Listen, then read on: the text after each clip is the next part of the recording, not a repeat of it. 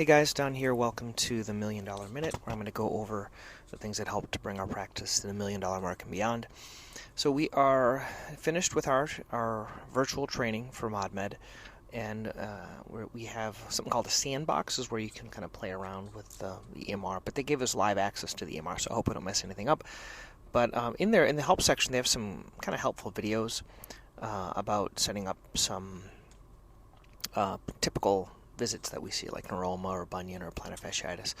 So I'm excited to kind of set these up. It's a little bit daunting, I think, initially, because the other EMR was all set up for like the DME items and things like that. So a lot of those need to be inputted. So it's just a lot of kind of background work. So we're still doing that. I've realized it's kind of hard to do that between patients. I can watch some videos, but really I'm going to need some set aside time to prep some of these protocols. So if anyone is listening and you have these somehow easier, I know some people have sent me some, they've kind of like done screenshots of some of their most important protocols and tips, that would help me out. So, okay, let's go into the day. First patient, she is a 31-year-old, and she's here for follow-up after her Dlucan. So she tried terbinafine, didn't really see any improvement, and then we switched to Dlucan. She's really done great with this. What a difference in her toenails. She's happy. She is starting a PhD program in Pittsburgh, so I'm not going to follow up with her. She'll follow up with me as needed, but she'll continue on the Dlucan for a little bit longer. Next patient was a 56-year-old new patient. She had bunions bilaterally. They were only hurting her in certain shoes, and so we talked more about anatomic shoes. I gave her the reference of Anya's Reviews, which is a anatomic shoe kind of website for females for cute shoes, and also some of the local shoe stores we have here that have topos and ultras. And then she did purchase some correctos to get used to wearing those. She's going to come back as needed. Next patient was a 48-year-old. This is a gentleman that's been struggling a little bit with some foot pain. He originally, big tall guy, he must be, I don't know, over 6 feet, plays a lot of basketball. He injured his foot. Originally I thought it was possibly a Lisfranc injury, but it ended up not being that. But he currently has pain now to the second met head as he's trying to get back into activity. So we did an orthotic for him. He did not have an orthotic up to this point to help the mechanics of his foot. And then we also did focused shockwave only, kind of on that metatarsal head region. So I'm doing soft wave on that area, 1 of 3 sessions for him. I'm tending to do a lot of 6 sessions, right? But in this case, I'm going to have him try 3 and see kind of how he does before he could do the other ones.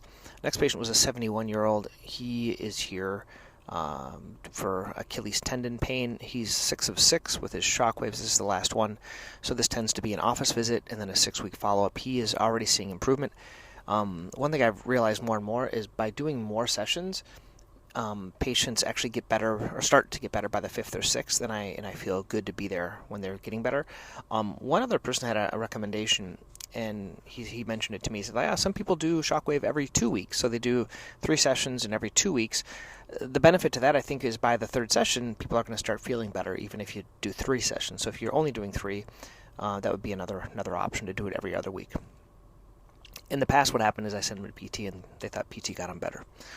Next patient was a new patient that came in for bunion pain and had some numbness or plantar fasciitis, did an office visit, x-rays, but they really need a routine, so they're going to come back for routine care. Next was a internist at the hospital. She came in, I did some callus trimming for her, did x-rays, and she already has orthotics, but she's having more pain as she's been standing for longer periods of time. Did not appear to be plantar fasciitis. She thought she had plantar fasciitis, but I used the ultrasound to look at it, and her fascia looked normal. So I just really recommended better shoes for her and continuing to wear the orthotics. She kind of got stopped wearing those. Next patient was shockwave number 6 out of 6 for plantar fasciitis, starting to feel better, doing a 6-week follow-up with an office visit because it was the last one. So I tend to do, once again, office visits for the last shockwave sessions.